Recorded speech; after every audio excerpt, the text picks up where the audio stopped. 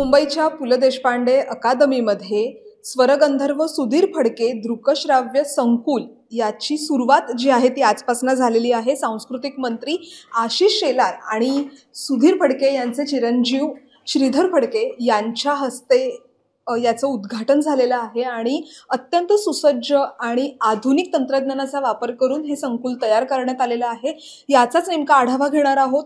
एकीकडे स्वागत कक्ष आणि एडिटिंग रूम सुद्धा इथं उपलब्ध आहे। त्याच सोबत संपूर्ण आतमध्ये जर का बघितलं तर विविध पद्धतीचे स्टुडिओ आहेत। Chroma shooting, recording, editing, dubbing अशा सगळ्याच गोष्टी इथं उपलब्ध आहेत। हा 360 क्रोमा रूम आहे जिथं आभासी चित्रपटाचं किंवा एखाद्या मालिकेच्या सीनचं शूटिंग करता येऊ शकतं आणि त्याच सोबत इथे त्याचं संपूर्ण नियंत्रण आणि एडिटिंगचा जो भाग आहे तो संपूर्ण भाग इथं असणार आहे। त्याच सोबत एखादं चित्रपट किंवा एखादी मालिका त्याचं जर चित्रीकरण पूर्ण झालं तर ते संपूर्ण एकदा इथं पाहण्यासाठी हा एक स्टुडिओ उपलब्ध आहे। ही रेकॉर्डिंग रूम सुद्धा आहे। त्याच सोबत ही डबिंग रूम आहे जिथं कलाकार किंवा जे वादक आहेत ते वादक इथं येऊन वाजवू शकतात, गाणं एखादं किंवा एखादं गाणं रेकॉर्ड करू शकतात आणि संपूर्ण या परिसरामध्ये अनेक असे स्टुडिओ आहेत की जिथं एडिटिंग, शूटिंग त्यानंतर डबिंग असे विविध जे भाग आहेत ते इथं एकाच वेळी करता येतील। आणि याच सगळ्या संदर्भात ॲडव्होकेट आशिष शेलार आणि श्रीधर फडके यांनी सुद्धा त्यांच्या भावना व्यक्त केलेल्या आहेत। मला असं वाटतं की महाराष्ट्रासाठी, मराठी मनासाठी, देशभरातल्या संगीतावर प्रेम करणाऱ्या सर्व नागरिकांसाठी, व्यक्तींसाठी आज एक गौरवाचा दिवस आहे।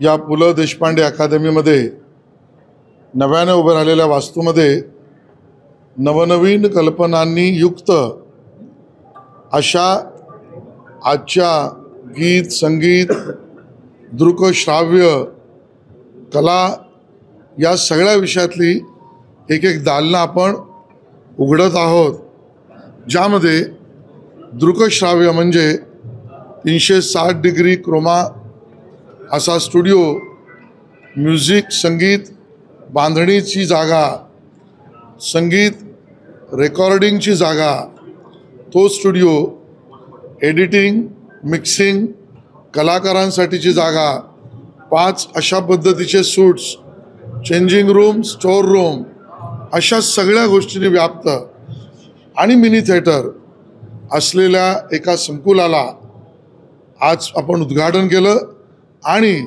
त्या संकुलाला स्वरगंधर्व सुधीर फडके यांचं नाव आपण दिलं, याचा सगळ्यात मला आनंद आहे आणि म्हणून त्याचं उद्घाटन आज संगीतमयी आपण त्या ठिकाणी केलेलं आहे। आमच्या दृष्टीने अतिशय आनंदाची गोष्ट आहे। फडके कुटुंबियांच्या वतीने, फडके परिवारातर्फे मी खरंच महाराष्ट्र शासनाचे आणि सांस्कृतिक मंत्री आशिष शेलार, मीनलताई जवळकर, शिव खारगे या सर्वांचे आभार मानतो, कारण अत्यंत अल्ट्रा मॉडर्न फॅसिलिटी त्यांनी तयार केलेली आहे। दृकश्राव्य म्हणजे ऑडिओ व्हिज्युअल आणि त्याच्यातले ज्या ज्या वेगवेगळ्या फॅसेट्स आहेत ते सगळे त्यांनी केलेले आहे। त्यामुळे मला खरंच कौतुक वाटतं की हे जे धाडसी पाऊल शासनातर्फे उचललं गेलेलं आहे, त्यामुळे आमच्यासारख्या कलाकारांना याचा फार उपयोग होणार आहे।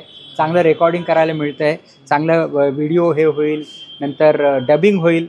आणखी महत्त्वाचं म्हणजे हा तर म्हणजे मध्यवर्ती ठिकाण आहे, त्यामुळे कलाकारांना इथे येऊन करायला फार सोपं जाईल आणि तंत्रज्ञ देखील चांगले आहेत। शैलेश सामंतांसारखे इथे तंत्रज्ञ आहेत, त्यामुळे एक कौतुक वाटतं सगळ्यांचं।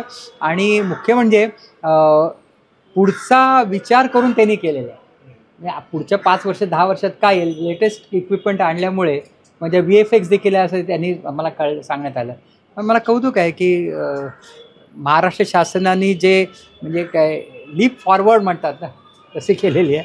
त्यामुळे सर्वांचे मी आभार मानतो, कौतुक करतो आणि आमच्या फडके परिवारातर्फे बाबूजींचं नाव दिलं त्याबद्दल त्यांना मनापासून धन्यवाद देतो। अत्याधुनिक तंत्रज्ञानांनी सुसज्ज असं हे दृकश्राव्य संकुल जे आहे ते इथं तयार झालेलं आहे, त्याचा लोकार्पण सोहळासुद्धा पार पडलेला आहे.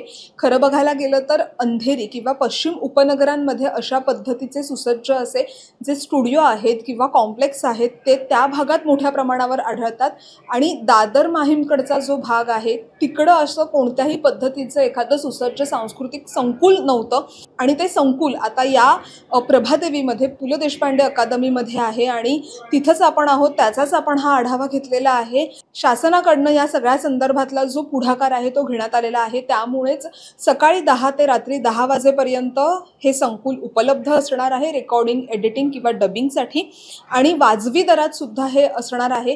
त्यामुळेच एक साऊंड प्रूफ रेकॉर्डिंग असू देत किंवा शूटिंग असू देत ते या सगळ्या स्टुडिओमध्ये करायला उपलब्ध आहे. त्यामुळेच आता येत्या काळात जे मिनी थिएटर आहे रवींद्र नाट्य मंदिरचं तिथंसुद्धा अनेक सांस्कृतिक कार्यक्रम जे आहेत ते मोठ्या प्रमाणावर होत असतात. त्यामुळेच काही दिवसांपूर्वीच ह्या रवींद्र नाट्य मंदिरला पु ल देशपांडे अकादमीला सुद्धा एक नवा साज देण्यात आलेला होता आणि त्यानंतर स्वरगंधर्व सुधीर फडके यांचं दृकश्राव्य संकुल जे आहे ते सुद्धा इथं तयार करण्यात आलेलं आहे. त्यामुळे कोणताही कलाकार असू देत त्याचं संपूर्ण जे काम आहे ते ह्या संकुलामध्ये होणार आहे. त्यामुळेच येत्या काळात हौशी आणि उत्साही प्रेक्षक रसिक श्रोत्यांसाठी अनेक आणि उत्तमोत्तम सांस्कृतिक कार्यक्रमांची मेजवानी नक्कीच पाहायला मिळेल, त्यांना ती अनुभवायला मिळेल.